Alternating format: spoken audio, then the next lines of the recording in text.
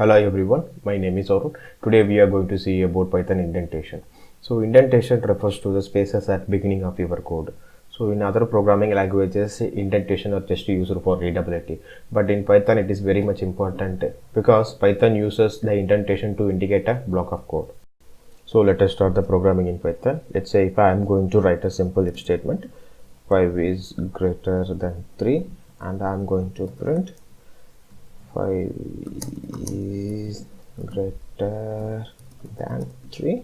If I execute it, you will get the result. In case if you have noticed here, you can see that there are a couple of spaces before the print statement.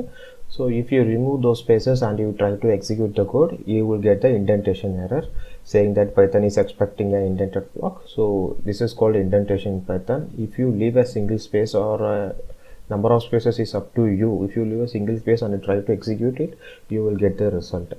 So this is called indentation in Python.